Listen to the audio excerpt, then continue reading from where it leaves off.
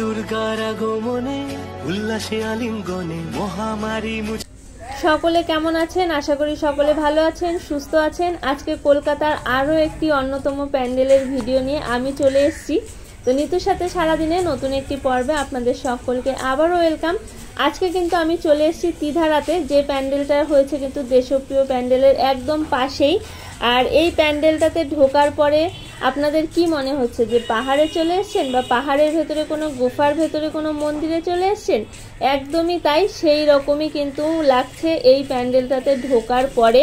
পুরোপুরি কিন্তু দেখে মনে হচ্ছে যে পাহাড়ের ভেতরে আছি এবং কোনো মন্দিরের ভেতরে আছি। পাহাড়ে গেলে পারে কোনো মন্দিরের ভেতরে গেলে যেরকম আমরা দেখি যে পাথরের গায়ে খোদাই করে কিছু না কিছু লেখা রয়েছে, কোনো মূর্তি খোদাই করা রয়েছে, ঠিক সেই রকমই কিন্তু এই প্যান্ডেলটাতে সেই রকমভাবেই কিন্তু এই প্যান্ডেলটা তৈরি করা হয়েছে। আর 2025-এ তিধারা চিন্তা ভাবনা হচ্ছে চলো ফিরি।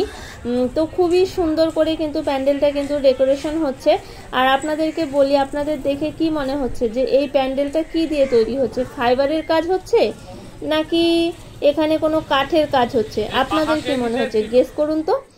তো আমি বলি, এই প্যান্ডেলটা পুরোটাই কিন্তু তৈরি হচ্ছে থার্মোকল দিয়ে, এবং এই যে দেয়ালের গায়ে যে খোদাই করা যে মূর্তিগুলো রয়েছে বেশিরভাগটাই কিন্তু থার্মোকলের কাজ রয়েছে। মানে অসম্ভব সুন্দর, অসম্ভব সুন্দর।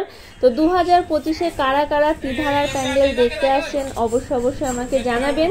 আর আমার ভিডিওটা দেখে আপনাদের কেমন লাগছে সেটাও কিন্তু কমেন্টের মাধ্যমে আমাকে জানাতে কেউ ভুল করবেন না। ভালো লাগলে অবশ্যই একটা লাইক করবেন ভিডিওটাতে। আর আমার চ্যানেল নিতুর সাথে সারাদিন যারা যারা এখনও পর্যন্ত সাবস্ক্রাইব করেননি, প্লিজ সাবস্ক্রাইব করে পাশে থাকবেন। তো দেখুন, দেয়ালে এক একটা দেয়ালে এক এক রকম ভগবানের মূর্তি কিন্তু খোদাই করে করা রয়েছে। তো খুবই সুন্দর দেখে, একদম বোঝার উপায় নেই যে এটা থার্মোকল দিয়ে করা হয়েছে। খুব নিখুঁতভাবে না দেখলে সত্যি বলছি বন্ধুরা, মানে বোঝা যাচ্ছে না। তো যাই হোক, আজকের ভিডিওটা আর বেশি টেনে টুনে লম্বা করব না, যেহেতু ভেতরে কাজ হচ্ছে তাই একদম ভেতরে যাওয়া গেল না। তো আপনাদেরকে আমি যতদূর আপডেট পেয়েছি ততদূর আপডেট দিলাম। নতুন আরও কোনো আপডেট থাকলে পারে আবারও দেব। তো যাই হোক, আপনাদের কেমন লাগলো জানাবেন। দেখা হবে খুব তাড়াতাড়ি পরবর্তী একটি পর্বে। আজকের জন্য টাটা, সকলে ভালো থাকবেন, সুস্থ থাকবেন, সকলের পুজো অনেক অনেক ভালো কাটুক।